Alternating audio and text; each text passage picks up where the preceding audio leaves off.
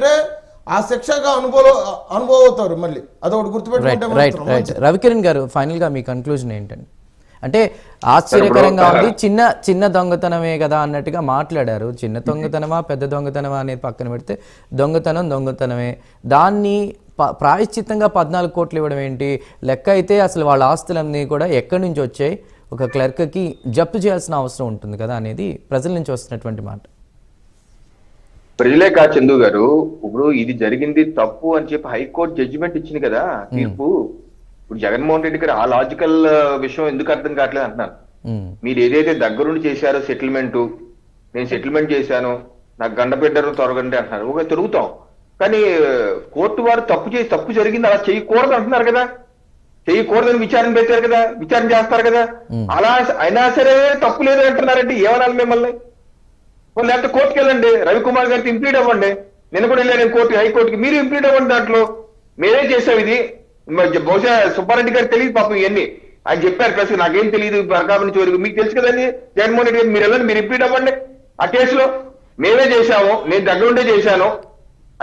ఇవే ఇంకొక general question అండి. ఫైనల్ గా ఇవే లడ్డూలు వాళ్ళ ప్రభుత్వ హయాంలో కేంద్రంలో ఉన్న పెద్దలకు కూడా పంపారు. మరి కేంద్రం నుంచి ఎలా ఉంటుంది రెస్పాన్స్ అనేది? వాళ్ళు కూడా పాపం నిజంగా చెప్పండి. మన రామారావు గారు కూడా చెప్పారు, సుప్రీం కోర్టుకి కల్తీ లడ్డు మీద విచారణ చేయించమని సుప్రీం కోర్టుకి వెళ్ళింది మేమే, మా సుబ్బారెడ్డి గారే అని చెప్పి అంటున్నారు. మరి మీ రిక్వెస్ట్ మీద సుప్రీం కోర్టు సిబిఐకి ఇచ్చి ఎస్ఐటి ఏర్పాటు చేసి విచారణ చేసి చాలా విషయాలు సుప్రీం కోర్టుకే సబ్మిట్ చేస్తుంది. రిమాండ్ రిపోర్ట్లు కానీ ఛార్జ్ షీట్లు కానీ ఇవన్నీ సుప్రీం కోర్టుకి సబ్మిట్ చేస్తుంది. ఈ రిపోర్టుల్లో చాలా స్పష్టంగా మీరు అడిగిన సిబిఐఏ, మీరు అడిగిన సుప్రీం కోర్టే చెప్తుంది. ఏం చెప్తుంది? 2019 నుంచి బోలే బాబా ఏదైతే సప్లై చేస్తున్నారో ఆ డైరీకి ఒక్క లీటర్ పాలు కూడా ఎప్పుడు కొనలేదు. అదంతా నెయ్యి కాదు, కేవలం రసాయనాలు. ఫ్లేవర్ కోసం ఒక రసాయనం, నురక్ కోసం ఒక రసాయనం, జిగురు కోసం ఇంకో రసాయనం. ఆ రసాయనాలు వేసి సప్లై చేశారని చెప్పి నివేదికలు చెప్తున్నాయి, ఇన్వెస్టిగేషన్ రిపోర్ట్ చెప్తున్నాయి. ఆ జిఎం ప్రొక్యూర్మెంట్ జిఎం ని సిబిఐ అరెస్ట్ చేసింది. ఇన్ని జరుగుతుంటే మన కళ్ళ ముందులా మీ కోరిక మీద ఇన్వెస్టిగేషన్ ఇన్ని పెడుతున్నా అక్కడ ఏమీ లేదు, కల్తీ జరగలేదు, మా ప్రమేయం కాదు, రాజకీయం చేస్తున్నారంటే ఏమన్నా జగన్మోహన్ రెడ్డి గారి వైసీపీ నేతలు చెప్పండి. రైట్, వాళ్ళు అడిగే సిబిఐ కదా, వాళ్ళు అడిగే సుప్రీంకోర్టు, వాళ్ళ నేతృత్వం జరుగుతుంది కదా. అంటే సుప్రీంకోర్టు అడిగినట్టు 10 చొక్కాలు వచ్చేసారట.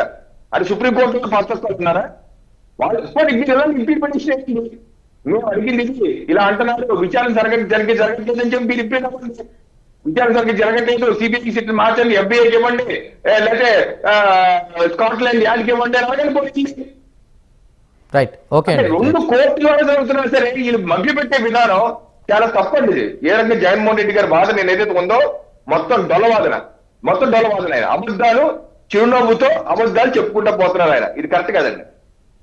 రైట్ రవికిరణ్ గారు, థ్యాంక్ యూ. అదేవిధంగా లక్ష్మీకాంత్ గారు, మీకు అజయ్ కుమార్ ఆయన రాలేదు, బొట్ల రామారావు గారికి, అదేవిధంగా ఒట్ల సురేంద్ర నాయుడు గారికి, అందరికీ కూడా హాట్ టాపిక్లో జాయిన్ అయినందుకు ధన్యవాదాలు.